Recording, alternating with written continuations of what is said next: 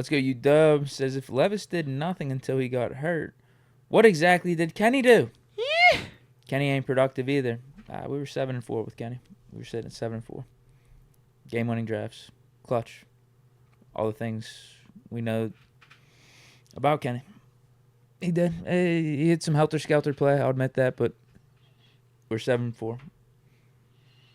Levis, I don't remember. Well, I wasn't watching him. This is a Steelers show. I do watch Steelers games. There we go. On the reg. Yeah. Not watching that many Titans games. Right. Are you a mayonnaise and coffee type of dude? I just know Levis wasn't doing anything. Yeah. Didn't have the Titans with a winning record.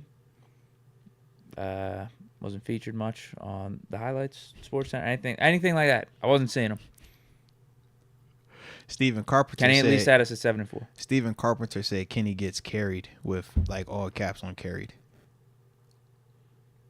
I ain't know how you fought. Noah Hood said the same thing. He said not because of Kenny, defense carried him.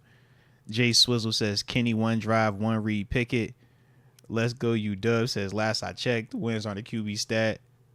Big Huncho Noriega says, can Kenny retire already? God dang. All right. Stop. Get off of him, man. Get off of him. I get you on the wins on a QB Get stat, off of him, but man. winning is the most important thing for a quarterback to do. Which we would all agree. That's We would the all best agree way with to that, man. phrase that. We would all agree with that.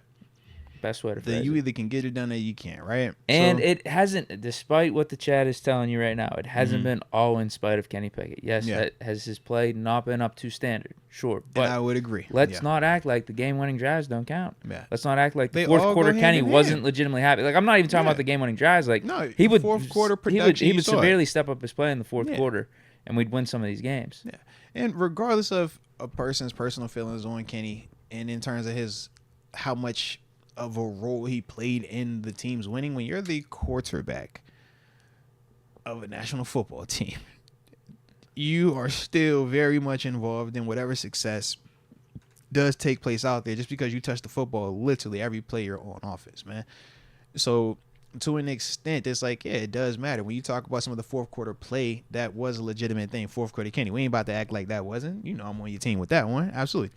But I think both things can be true in the sense of, yeah, we could want more early in these games, but he still provided this, and that doesn't mean It's that literally this why I said I this, still yeah. want Mason after that Bengals game. Yeah. So it's not saying that this matters more than this or that this matters more than that. It's just they both were impactful, and that's the context. But that's also why Kenny's coming back as QB1 for competition. If he doesn't do this, then he probably doesn't get to come back. But because he does do this really well, that's a big reason why he's coming back to be QB1. The next part is, can you develop this part? Because that's what makes it so rocky, right? When we're talking Kenny Pickett, and why we got such varying degrees when you talk just me and you, then you bring in the chat, and everybody else is like, bro, they view this dude all over the place. But that's a part of why, though. Yeah, for sure. Because my man Jamal Curtis, shout out to Jamal, he was like, what happened in the first 3 quarters? Like, I get it. And it's like, that is We valid. also had Canada. That is valid, man. That's another part of the conversation. Yeah. That's it. All of it kind of goes together, man. All of it plays a part. I don't think that it's fair one way or the other to try to make it all on Kenny, all on Canada, all on both of them. Were they a part of it? Sure. But at the same time, O-line was going through some stuff. Running game was going through some stuff. Receiver was going through some stuff. Defense, like, everybody has a hand in it. And that's the thing that we do still have to remember. Like, yes, is he the most important part offensively? Yes. But we can't put all of the struggles on him. We can't put all the success on him. It's, like I said, he plays a role in it, though.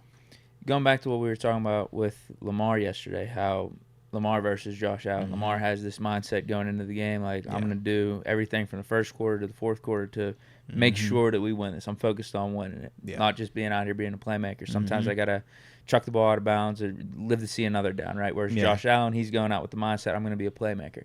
I think Kenny goes into these games like, I'm going to do whatever it takes to win this game. Forget the stats, forget any of that. I'm going to win. So, like, this is, I mean, it's a weak argument, but at the same time, it is legit. The dude had 4 picks. Like, the dude did not throw, like, after those first 2 games, did he even throw a pick? I don't remember, but Like, I know that was the knock with him from the first year. That contributed to us winning. Yeah. Now, all right, yeah, he only had 4 picks, but look at all the other stats. I get that, but not turning the ball over still matters. Contributed to us winning those games and getting to the record of 7-4. Yeah. I want more ceiling. I want more upside. I want more touchdowns and all that stuff. But the other thing is people are so critical and so just focused on the touchdowns and the fantasy stats where they'll overlook just the offense moving the ball and Kenny moving the ball down the field and us handing it off for the running back, and they'll knock Kenny for that. Yeah. So it's a mix of all this stuff. I just think the hate on Kenny is too much, and the dramatization of how bad he was this year is it's ridiculous. I do agree with all of that. I just think that it is almost the market kind of correcting itself, and it kind of overcorrected from how Kenny was praised on the front end. And so now it's like, oh, y'all went too far this way.